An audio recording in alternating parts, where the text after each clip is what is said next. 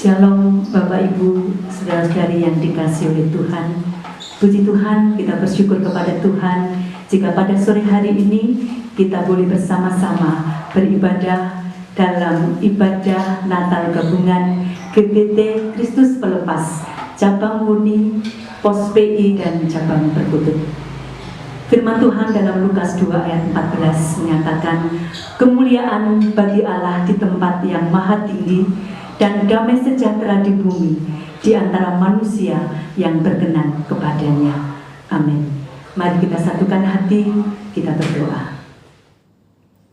Allah Bapa kami yang bertahta dalam kerajaan surga, sungguh hati kami meluap dengan ucapan syukur kepada Engkau, karena Engkaulah Allah yang menciptakan langit dan bumi, Allah yang menciptakan alam semesta ini. Bahkan Engkau pula lah pemilik alam semesta, langit dan bumi serta segala isinya. Engkau pula Tuhan yang sudah menunjukkan begitu besar kasih-Mu sehingga rela menjelma menjadi manusia untuk menebus dosa kami semua. Sang Immanuel hadir di tengah-tengah manusia untuk menyertai, menguatkan, membimbing dan menyelamatkan kami semua. Karena itu Tuhan, kami baik jemaat Jalan Wuni, jemaat Jalan Perkutut Utara maupun Pos PI Jalan Menari beserta seluruh jemaat GBT Kristus Pelepas maupun semua yang menonton acara ini, kami mau mengucap syukur. Kami mau memuji, meninggikan, memuliakan nama Engkau. Berkati hamba-hamba-Mu yang sudah mempersiapkan acara ini dari awal sampai akhirnya. Baik pengisi acara, demikian juga yang sebagai pewarta firman maupun tim multimedia yang sudah menyiapkannya. Kami akan awali ibadah ini di dalam nama Tuhan Yesus Kristus. Amin. Segala pujian, segala hormat, dan kemuliaan hanya bagi Dia Allah yang Maha Tinggi, mulia bagi Anak Domba. Mulia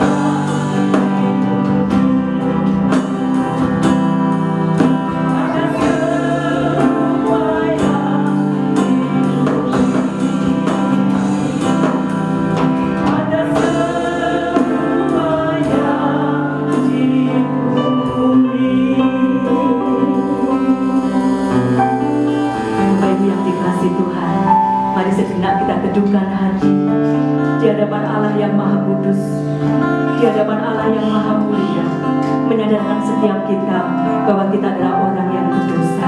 Itu sebabnya mari sejenak kita katakan kepada Tuhan, kita mohon pengampunan Tuhan. Bapa di surga, ini kami datang kepadamu Tuhan.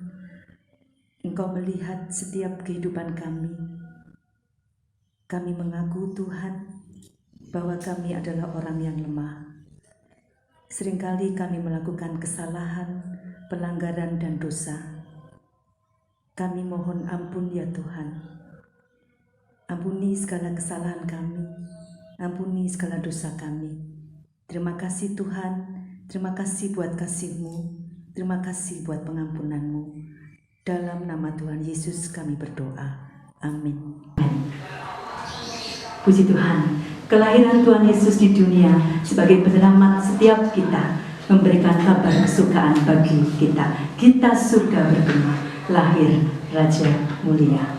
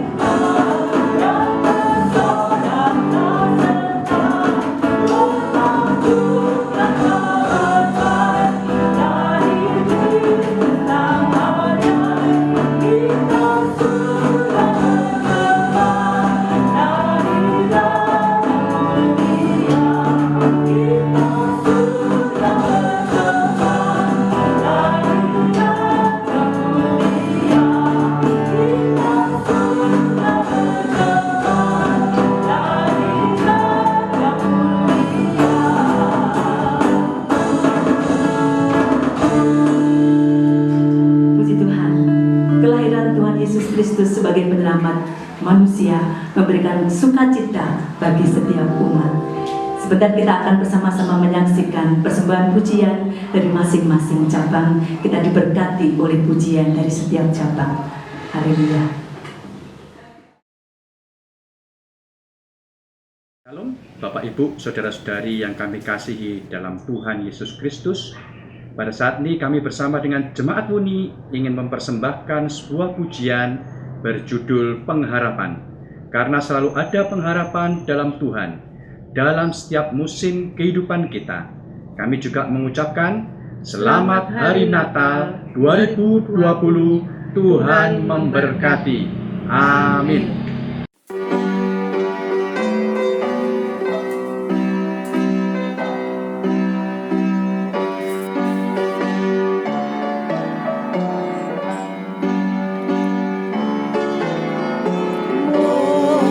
Seperti suara malaikat, tegap seperti tumbuhan.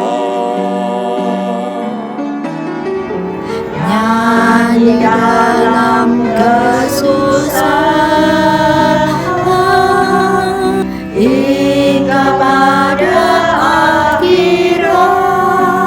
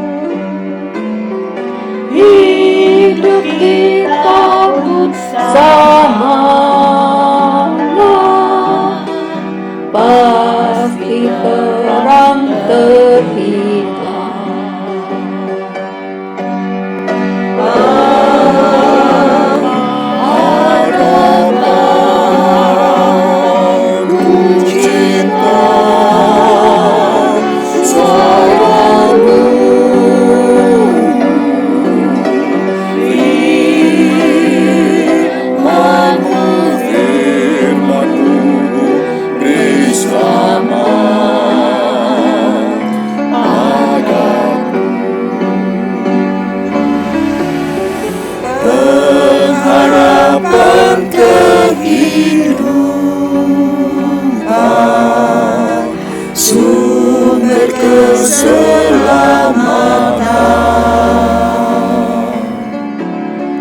Nyanyikanlah dari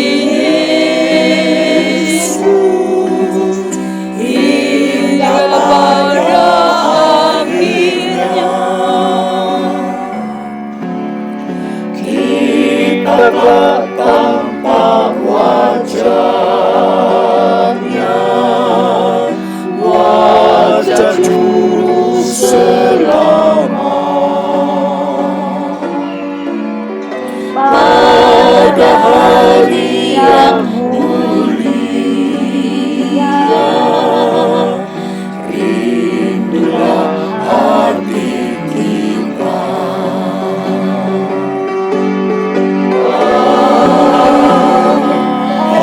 Harapan ku cinta suaramu,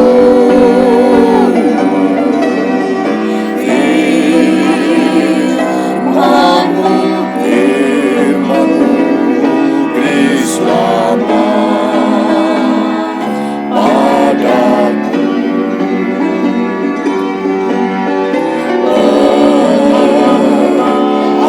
Harapan ku cinta suaramu,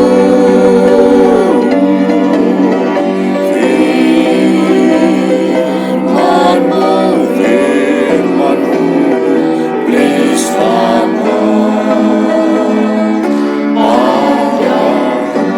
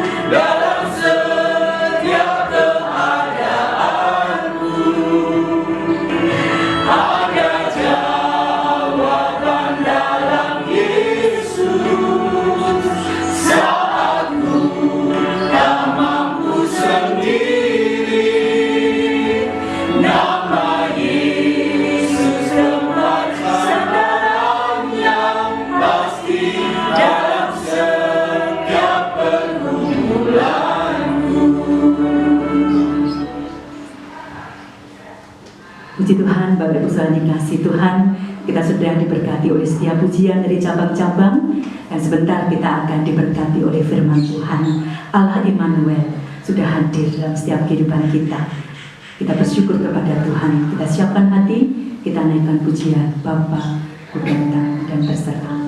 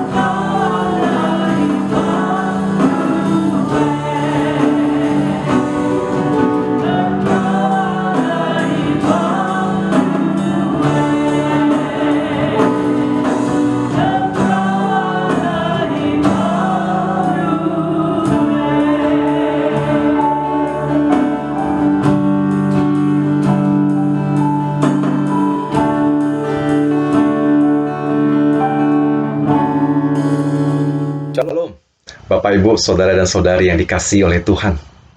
Bersyukur pada Tuhan kita bisa bertemu kembali pada kesempatan yang sangat spesial ini. Di momen yang indah ini saya ingin mengucapkan selamat Natal bagi kita semua. Kiranya damai dan sukacita Natal hadir dan menyertai kita. Mari saya mengajak kita semua untuk berdoa terlebih dahulu sebelum kita membaca dan merenungkan firman Tuhan. Mari kita berdoa. Bapa di surga, kami sungguh mengucap syukur buat kesempatan yang Kau berikan pada kami hari ini. Kami boleh bersama-sama beribadah, bersekutu di hari yang spesial ini Tuhan. Di mana kami boleh mengingat dan kami boleh merayakan bagaimana kasih setiamu dalam kehidupan kami. Kami boleh merayakan Natal tahun ini, meskipun dengan cara yang berbeda dari tahun-tahun sebelumnya. Tapi kami yakin dan percaya Tuhan bahwa hal ini tidak mengurangi sukacita kami. Kami boleh merasakan atas kasih setia yang telah Kau nyatakan bagi kami. Terima kasih ya Tuhan, dan kami juga mau menyerahkan pembacaan dan perenungan firman-Mu sebentar lagi ini ke dalam tangan-Mu. Tuhan yang berkarya, Tuhan yang membuat kami mengerti, dan Tuhan yang menolong kami untuk melakukannya dalam kehidupan kami sehari-hari. Terima kasih ya Tuhan, inilah doa kami. Di dalam nama Tuhan Yesus kami telah mengucap syukur dan berdoa. Amin. Bapak, Ibu, Saudara dan Saudari sekalian, tema Natal kita pada tahun ini adalah Immanuel, penyertaan Tuhan dalam segala keadaan. Dan ayat nats kita terambil dari Injil Matius pasal yang pertama ayat yang ke-23 yang berbunyi, sesungguhnya anak darah itu akan mengandung dan melahirkan seorang anak laki-laki, dan mereka akan menamakan dia Immanuel, yang berarti Allah menyertai kita. Dan subtema kita pada hari ini adalah pengharapan akan penyertaan Tuhan di dalam segala keadaan. Berbicara tentang pengharapan, saya percaya kita semua pasti memiliki pengharapan akan sesuatu. Contohnya jika kita adalah orang tua, kita pasti memiliki pengharapan atas anak-anak kita. Kita berharap anak-anak kita sukses dalam studi mereka, dalam karir dan pekerjaan mereka. Dan juga kita berharap mereka sukses di dalam relasi mereka dengan orang lain. Mereka tidak salah bergaul, mereka dapat memilih pasangan yang sepadan. Atau mungkin juga kita berharap suatu saat nanti anak-anak kita akan menggantikan kita, posisi kita, usaha kita, meneruskan usaha kita. Dan jika kita adalah sebagai suami istri, kita juga memiliki pengharapan atas pasangan kita. Kita berharap akan pemenuhan kasih, relasi yang saling membangun, dan kita boleh saling memenuhi kebutuhan pasangan kita. Atau kita sebagai anak, kita mungkin memiliki pengharapan akan perhatian dari orang tua kita, kasih sayang dari orang tua kita. Dan ada masih banyak contoh yang lainnya. Akan tetapi dalam kehidupan ini kita mendapati bahwa pengharapan kita seringkali dikecewakan. Apa yang menjadi pengharapan kita tidak terwujud. Apa yang kita pikirkan tidak sesuai dengan kenyataan. Dan jika hal itu yang terjadi, maka saya berpikir kita perlu mengevaluasi kembali. Kita memikirkan ulang kembali. Apakah sesuatu yang kita harapkan itu merupakan sebuah pengharapan atau sebuah ekspektasi kita? Lalu mungkin kita bertanya, apa bedanya pengharapan dan ekspektasi? Nah, Bapak, Ibu, Saudara dan Saudari sekalian, menurut kamus, pengharapan adalah menginginkan sesuatu terjadi. Dan biasanya memiliki alasan yang baik. Dan pengharapan ini digunakan ketika kita tahu sesuatu akan terjadi atau tidak. Tapi kita berdoa dan kita menginginkan itu terjadi. Sedangkan ekspektasi digunakan untuk mengatakan apa yang kita yakini akan terjadi. Ekspektasi juga berarti kita berpikir atau kita mengira sesuatu itu akan terjadi. Sekilas kata harapan atau pengharapan dan juga kata ekspektasi tidak ada bedanya. Bahkan dan seringkali kedua kata ini sering digunakan berganti-gantian. Dan kata ekspektasi seringkali juga diterjemahkan dengan kata harapan. Tapi sebenarnya dua kata ini memiliki arti yang berbeda. Apalagi jika kita menelusurinya di dalam Alkitab. Nah, Bapak, Ibu, Saudara dan Saudari sekalian, menurut Alkitab, harapan itu bukan hanya sekedar wish atau expect. Definisi harapan dalam kekristenan jauh lebih tinggi dari dunia ini. Bukan hanya sekedar wish atau berharap, atau juga ekspektasi. Tapi orang beriman tahu bahwa harapan adalah bukti yang solid dan konkret terhadap janji yang didasarkan pada firman Allah. Ada dasar untuk harapan itu. ada harapan yang menjadi jangkar atau sauh, karena Tuhan yang berjanji, dan kita percaya bahwa Tuhan kita tidak pernah ingkar janji. Singkatnya adalah harapan adalah mengenai kepastian bahwa apa yang telah dijanjikan Allah di dalam firman-Nya itu benar, akan terjadi, dan pasti sesuai dengan kehendak Tuhan. Sedangkan kata ekspektasi lebih bersifat memaksa dan berpusat kepada diri sendiri. Sehingga ketika apa yang kita ekspektasikan tidak terjadi, kita cenderung marah, kecewa, frustasi, bahkan kita stres.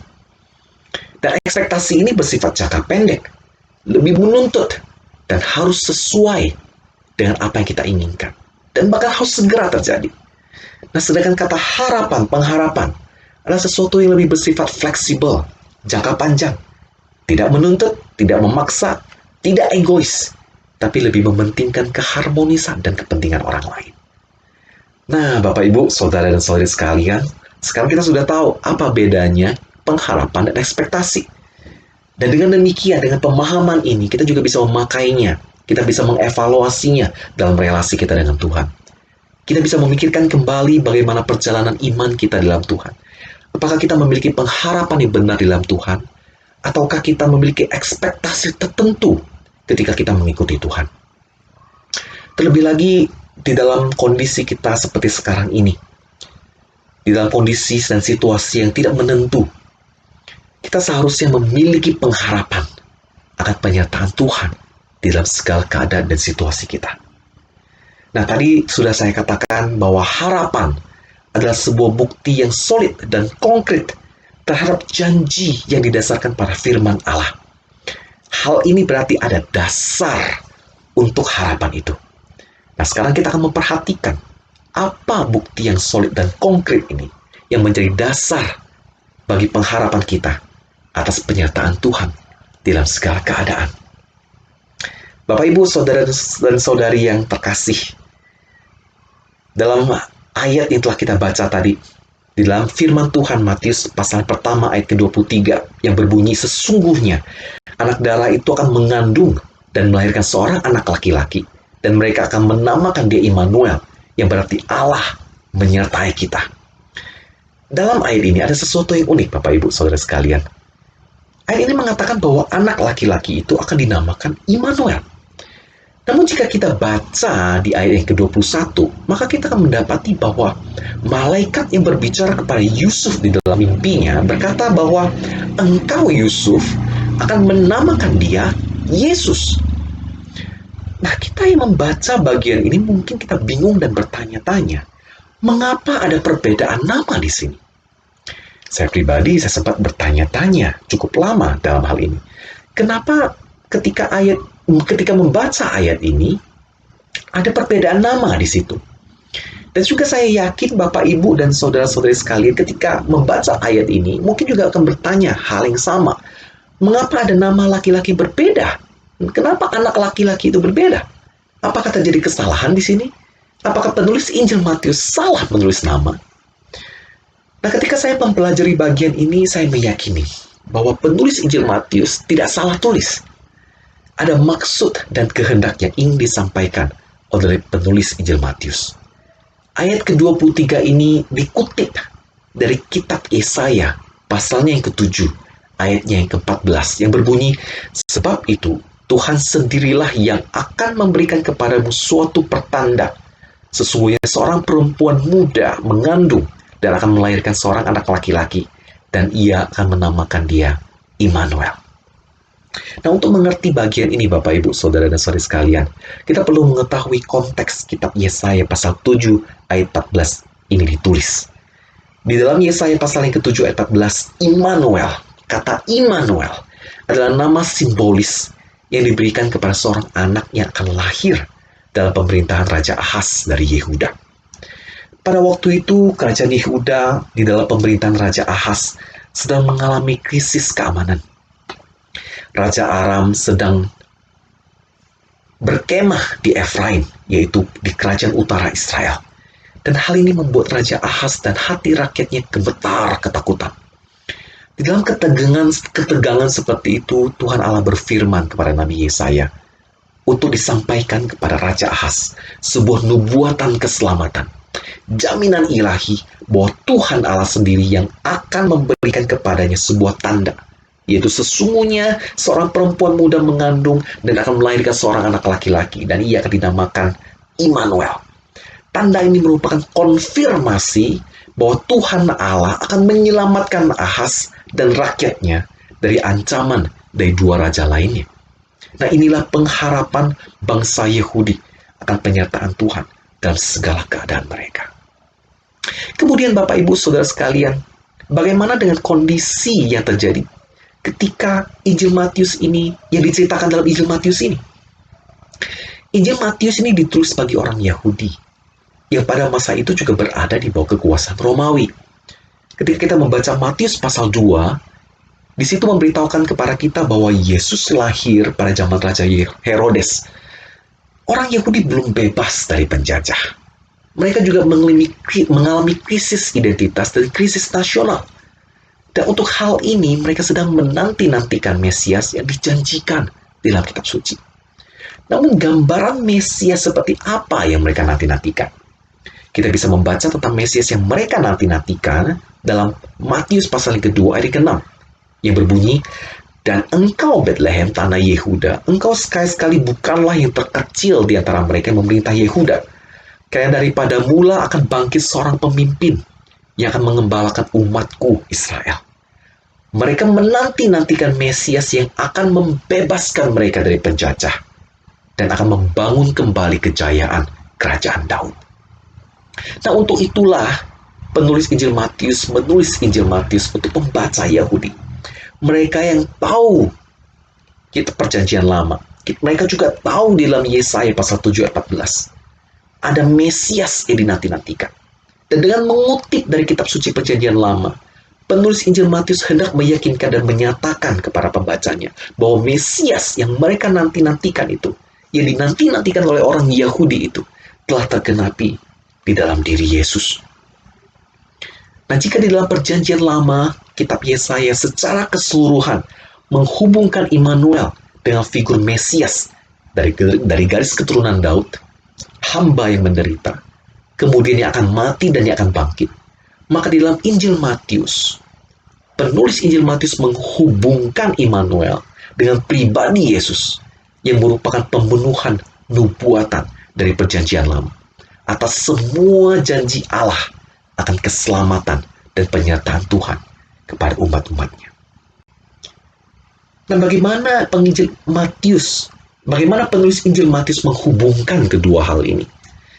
Di awal Injil Matius, penulis Injil Matius mencatat silsilah Yesus yang menunjukkan kepada para pembacanya bahwa Yesus berasal dari garis keturunan Daud. Kemudian Yesus dikandung dari Roh Kudus. Kelahiran Yesus di kota Bethlehem, masa kanak-kanak Yesus, dan pelayanan Yesus. Dan kemudian penulis Injil Matius menyimpulkan bahwa semua nubuatan ini terjadi supaya genaplah firman yang disampaikan oleh nabi-nabi. Dan yang paling terutama adalah pada saat penggenapan akan karya keselamatan melalui kematian dan kebangkitan Yesus. Namun Bapak Ibu Saudara sekalian, ekspektasi orang Yahudi terhadap Mesias yang mereka nanti-nantikan berbeda dengan Mesias yang ada di dalam pribadi Yesus. Padahal Yesus melampaui harapan dan ekspektasi manusia. Jika kita membaca dalam Matius pasal pertama ayat 21, di situ memberitahukan kepada kita bahwa Yesus, dialah yang akan menyelamatkan umatnya dari dosa mereka. Yesus inilah puncak dari rencana keselamatan Allah bagi umat manusia. Yesus yang nantinya menanggung derita, mati di salib, dan kemudian bangkit kembali dari kematian. Yesus inilah yang akan menyelamatkan manusia dari dosa mereka. Firman Tuhan telah mengatakan kelahiran, kematian, dan kebangkitan Yesus merupakan pengharapan, memberikan pengharapan sejati bagi kita manusia berdosa. Yesus memenuhi pengharapan umat manusia yang paling utama, itu pengampunan atas dosa umat manusia. Nah, untuk hal inilah penulis Injil Matius menulis Injilnya dan hendak meyakinkan para pembacanya bahwa Yesus inilah yang menggenapi seluruh janji Allah. Mesias inilah yang dinanti-nantikan. Yesuslah pengharapan satu-satunya atas pergumulan terbesar manusia, yaitu dosa. Dan di dalam nama Yesuslah terdapat janji penyertaan Tuhan. Tuhan beserta dengan kita di dalam situasi dan kondisi apapun, bahkan di dalam pergumulan yang terberat sekalipun. Yesus itulah Sang Immanuel itu.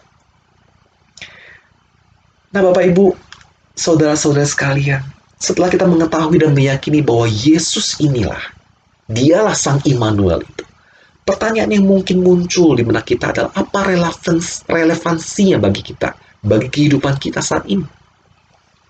Nah, nama Yesus berarti Tuhan menyelamatkan.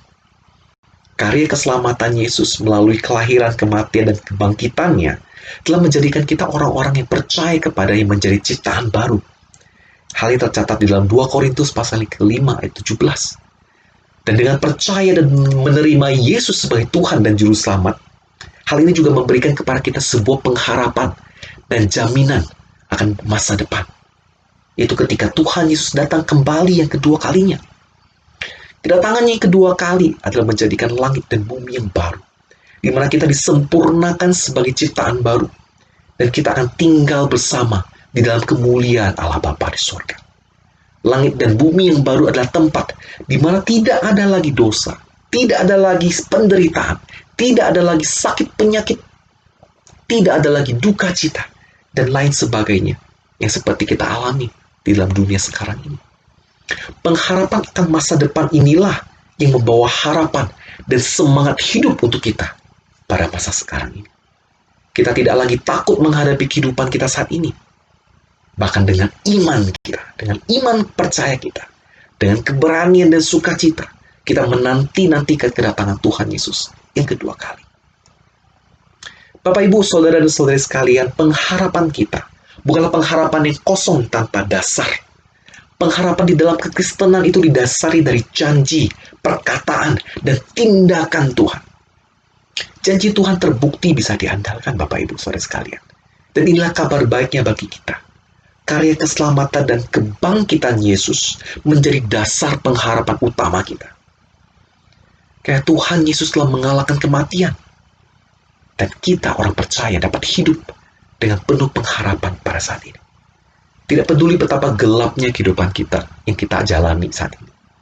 Orang yang percaya kepada Tuhan Yesus tetap dapat melihat terang. Dan terang itu akan datang kembali. Bapak, Ibu, saudara sekalian, manusia membutuhkan pengharapan. Dan pengharapan seharusnya kita letakkan di dalam Tuhan kita Yesus Kristus. Karena di dalam Tuhan Yesus Kristuslah ada jaminan. Pengharapan kita terjamin.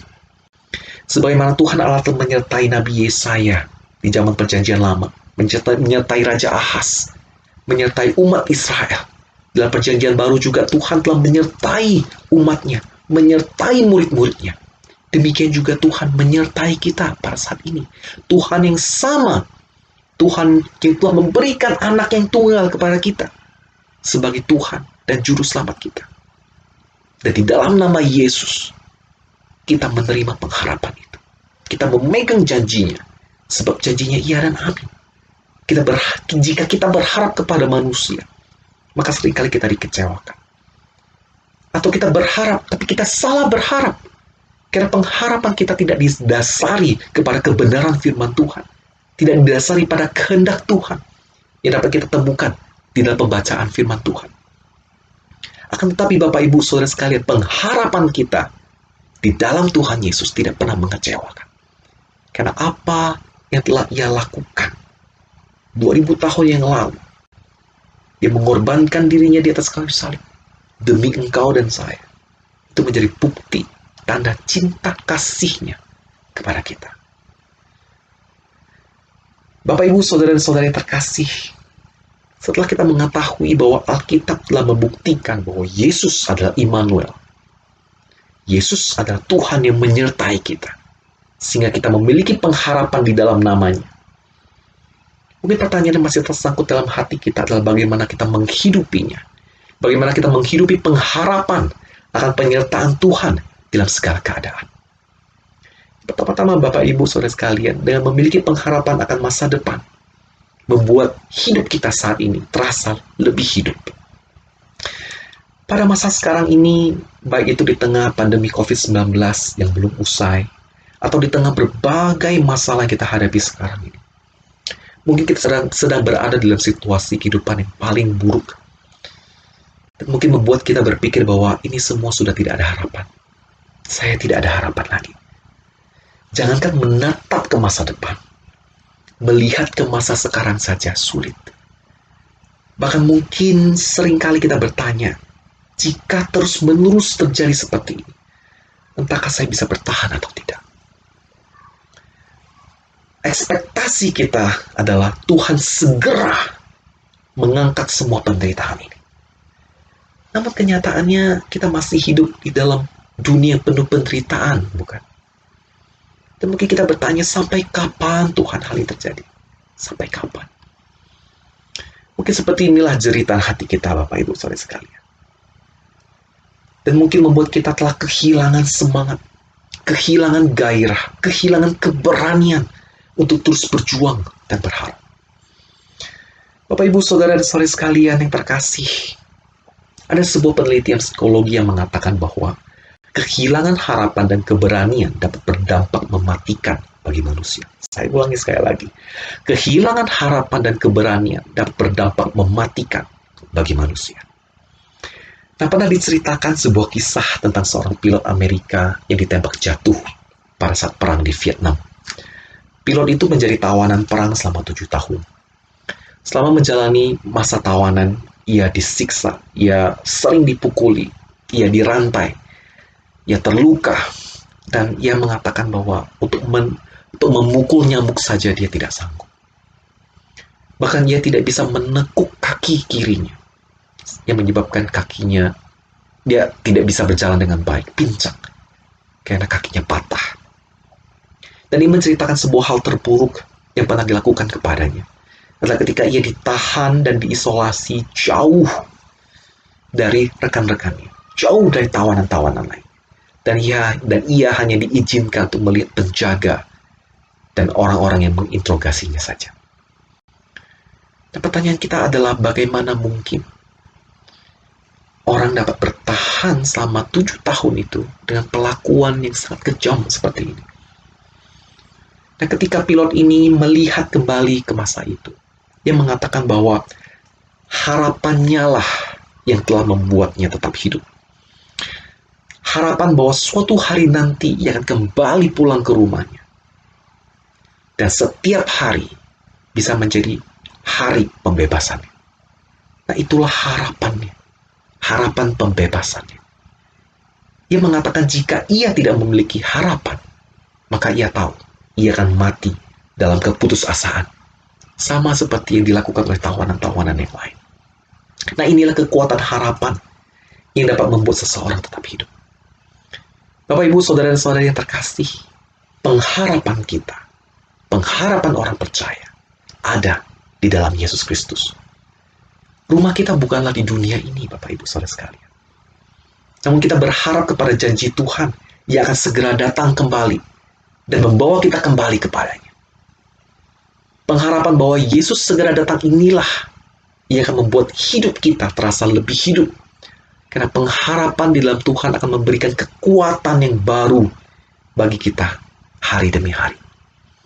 Hidup yang kita jalani ini adalah karunia dari Tuhan. Walaupun terkadang hidup tidak berjalan seperti apa yang kita kira atau kita rencanakan. Hidup kita tidaklah semulus yang kita kira.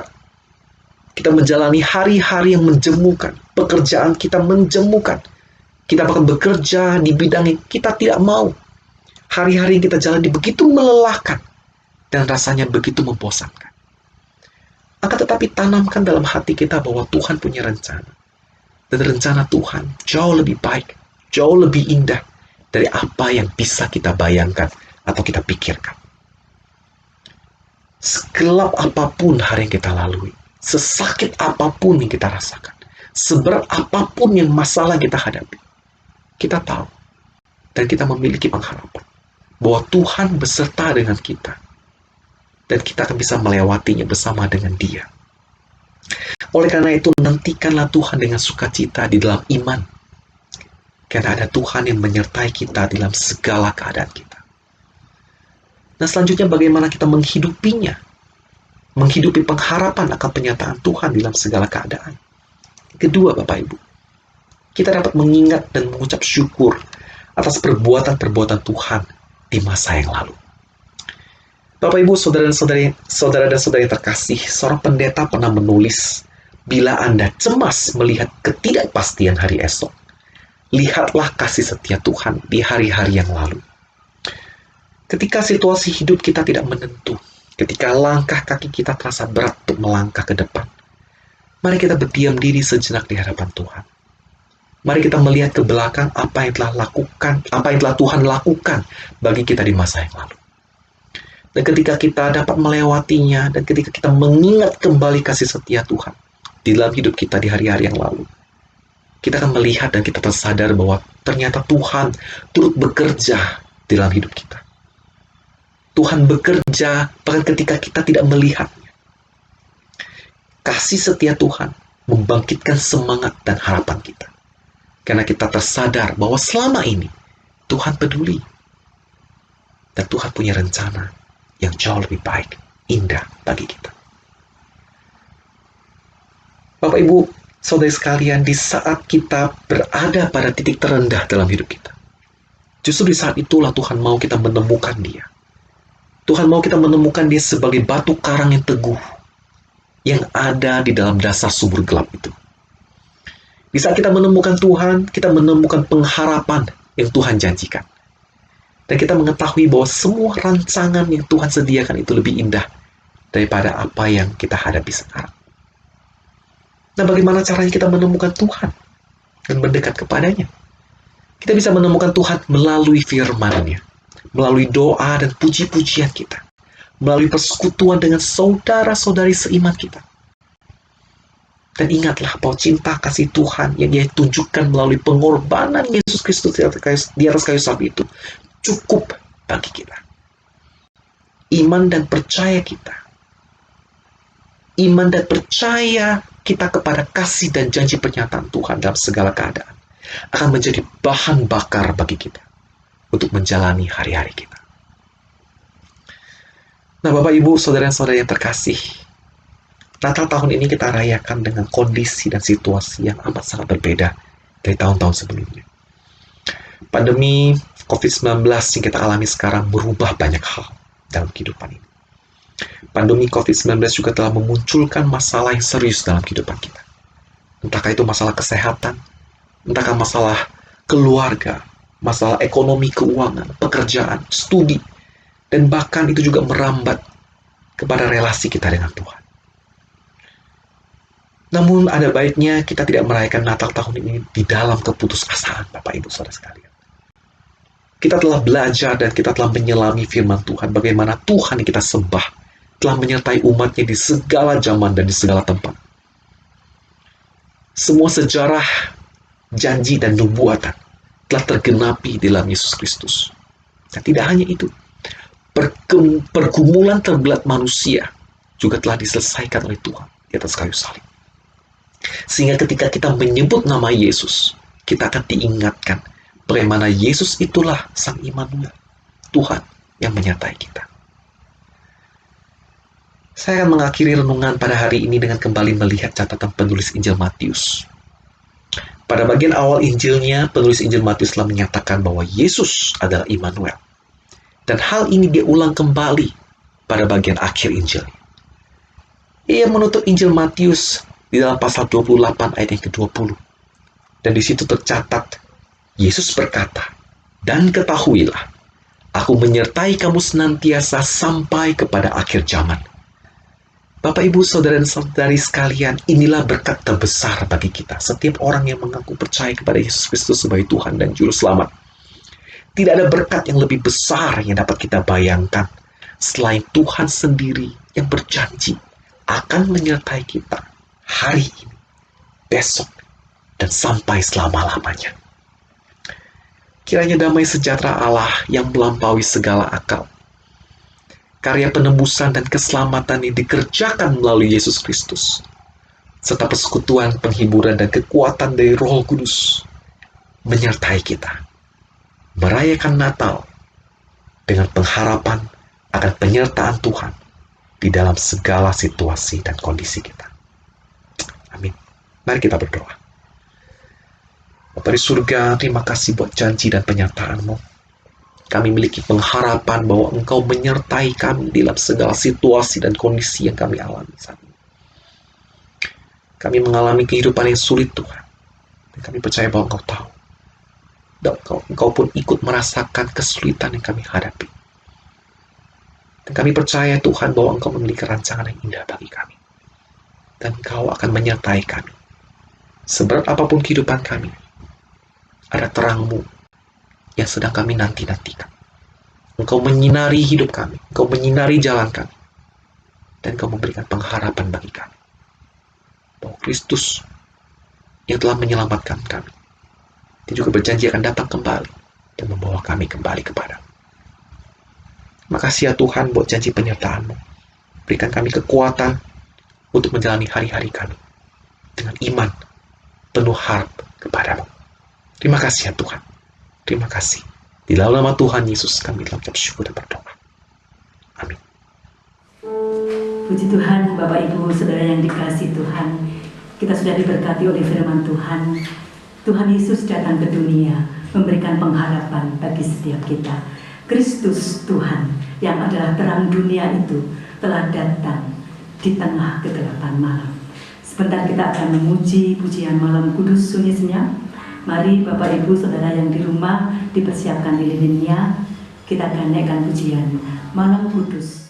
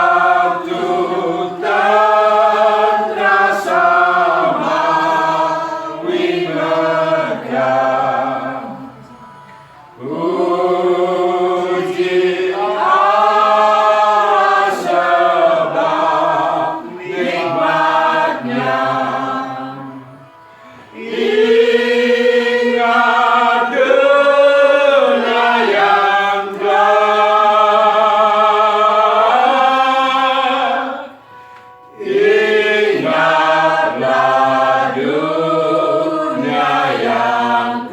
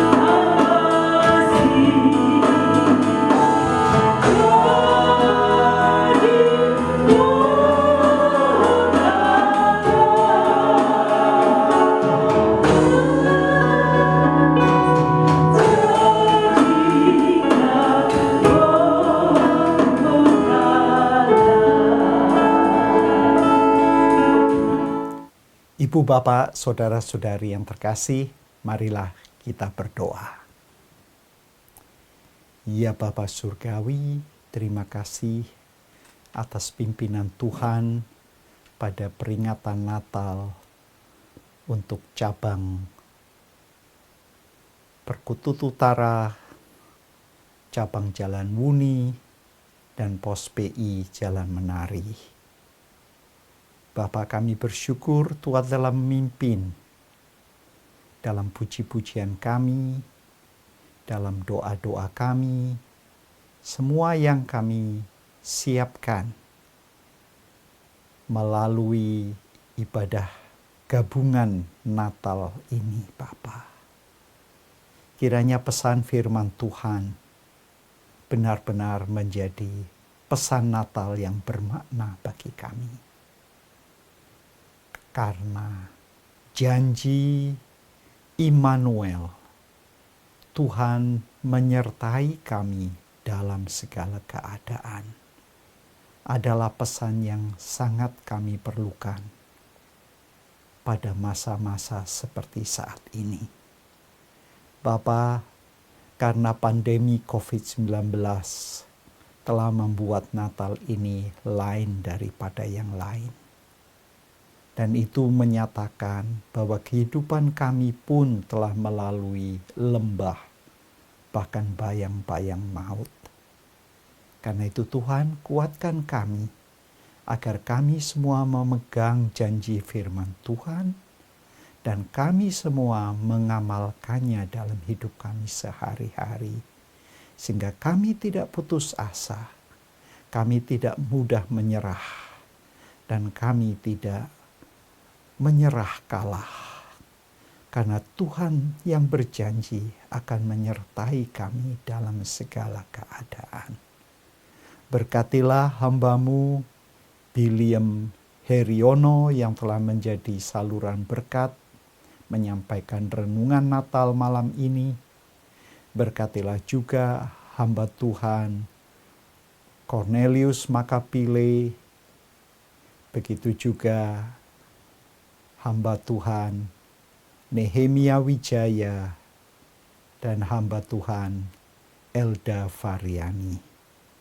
Kiranya mereka dapat melakukan tugas, baik saudara William yang akan menyelesaikan studinya di STT Saat, begitu juga hamba-hamba Tuhan yang menjadi kepala cabang di Perkutut Utara, Jalan Wuni, dan Pos PI Jalan Menari.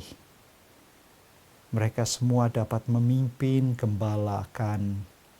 menggembalakan jemaat-jemaat yang Tuhan telah percayakan.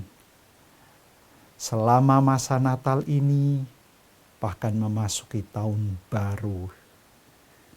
Banyak yang kami tidak tahu, tetapi kami tetap memegang janji Tuhan bahwa Tuhan menyertai kami, Immanuel, dalam segala keadaan. Karena itu Tuhan, kami juga mendoakan untuk bangsa dan negara kami. Kami mohonkan agar bangsa dan negara kami dipimpin oleh Tuhan.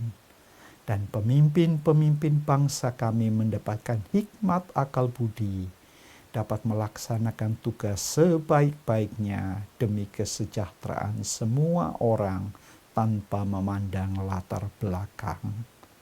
Bapa, kami juga mendoakan untuk tetangga-tetangga kami di mana tempat ibadah baik di Jalan Perkutut Utara, Jalan Wuni maupun di Jalan Menari, semuanya pun menerima berkat. Karena Natal ini adalah bagi semua orang. Terima kasih ya Bapa. Saudara-saudari yang terkasih, kiranya berkat Natal menjadi milik saudara-saudari semua, dan terimalah berkat. Tuhan Yesus Kristus memberkati saudara-saudari. Dan Allah Bapa mengasihi saudara-saudari, dan Roh Kudus menyertai saudara-saudari mulai malam ini sampai Tuhan Yesus datang kembali. Amin.